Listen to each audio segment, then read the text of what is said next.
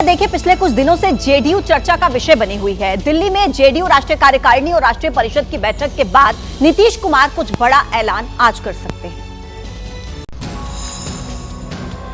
गुरुवार को पटना से लेकर दिल्ली तक बड़ी सियासी गहमागहमी बनी रही।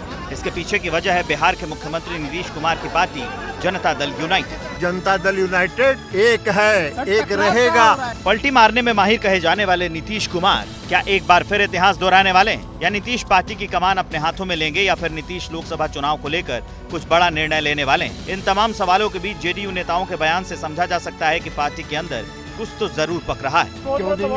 क्यों देंगे? मैं नीतीश कुमार और ललन सिंह 48 साल से साथ 48 ईयर, तो हम मिले ना एक दूसरे। अब हम जा रहे नीतीश के पास, हमारे इस्तीफा हो जाएगा। जिनका कार्यकाल पूरा हो चुका है या जो लोगों को नई जिम्मेदारी मिलनी है, वो सारी चीजों पे बात। आज सबसे अहम सवाल है कि आखिर नीतीश आज क्या करने वाले हैं? आरजेडी को छोड़कर बीजेपी से हाथ मिलाएंगे, ललन सिंह को राष्ट्रीय अध्यक्ष पद से हटाएंगे। हालांकि बगावती सुर अपनाने वाले सीतामढ़ी के सांसद सुनील कुमार पिंटू को बैठक में आने का न्योता नहीं दिया गया है।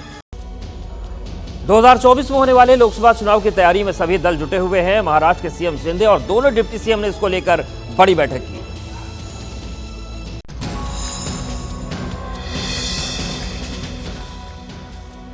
देश में लोकसभा चुनाव की उल्टी गिनती शुरू हो चुकी है। ऐसे में राजनीतिक दल भी अपनी कमर कस चुके हैं। इसी बीच सूत्रों के हवाले से खबर है कि महाराष्ट्र में मुख्यमंत्री एकनाथ शिंदे और दोनों डेप्यूटी सीएम देवेंद्र फडणवीस और अजीत पवार के बीच एक बड़ी बैठक हुई है। बैठक में लोकसभा चुनाव की तैयारी, लोकसभा सीटों के बंटवारे के मुद्दे पर मंथन हुआ है। बैठक में मराठा आरक्षण पर भी चर्चा की गई है। इसी के साथ राम मंदिर उत्सव और पीएम मोदी के महाराष्ट्र दौरे पर भी चर्चा की गई। इस बार लोकसभा चुनाव सीएम एकनाथ शिंदे और उनकी पार्टी के लिए अहम होगा। सत्ता में काबिज होने के बाद सीएम शिंदे का ये पहला लोकसभा चुनाव होगा। 2019 के लोकसभा चुनाव में महाराष्ट्र की कुल 48 सीटों में बीजेपी को 23, कांग्रेस को 1, एनसीपी को 4 और शिवसेना को 18 सीटें मिली थी। पहले शिवसेना फिर एनसीपी के टूट के बाद ये देखना दिलचस्प होगा कि एनडीए गठबंधन में सीएम शिंदे की शिवसेना और अजीत पवार गुट एनसीपी को कितनी लोकसभा सीटें मिलती।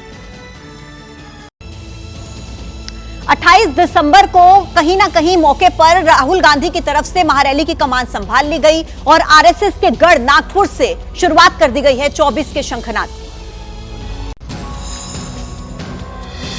लोकसभा चुनाव से पहले कांग्रेस ने 139वें स्थापना दिवस के दिन आरएसएस के गढ़ नागपुर में चुनावी बिगुल फूंककर साफ संदेश दे दिया है कि वो आरएसएस के गढ़ में घुसकर बीजेपी को चुनौती देने वाली। 3 राज्यों में मिली करारी हार के बाद राहुल गांधी के नेतृत्व में कांग्रेस पार्टी भीड़ जुटाकर ये संदेश देना चाहती है कि पार्टी का कॉन्फिडेंस हाई है और लोकसभा चुनाव में मैदान में उतरने की पूरी तैयारी। युवाओं को रोजगार की जरूरत है। ये काम नरेंद्र मोदी जी और एनडीए की सरकार नहीं कर सकती। ये काम सिर्फ इंडिया अलायंस कर सकता है। करीब 1 दशक पहले देश की सबसे अमीर पार्टी रही कांग्रेस इन दिनों फंड क्राइसिस से निकलने के लिए चंदा जुटाने पर फोकस कर रही। नागपुर की रैली में प्रियंका वाड्रा सहित दिग्गज नेताओं ने फंड डोनेशन कैंपेन पर जोर दिया। ये क्राउड फंडिंग अभियान है। भारत के अंदर कांग्रेस पार्टी एक नई क्रांति लेकर के आई है। करीब 1 साल पहले कन्याकुमारी से लेकर कश्मीर तक राहुल ने भारत जोड़ो यात्रा की थी। राहुल ने 14 जनवरी से भारत न्याय यात्रा का ऐलान किया है, जो पूरब में मणिपुर से शुरू होकर 14 राज्यों से गुजरते हुए पश्चिम में महाराष्ट्र पहुंचेगी।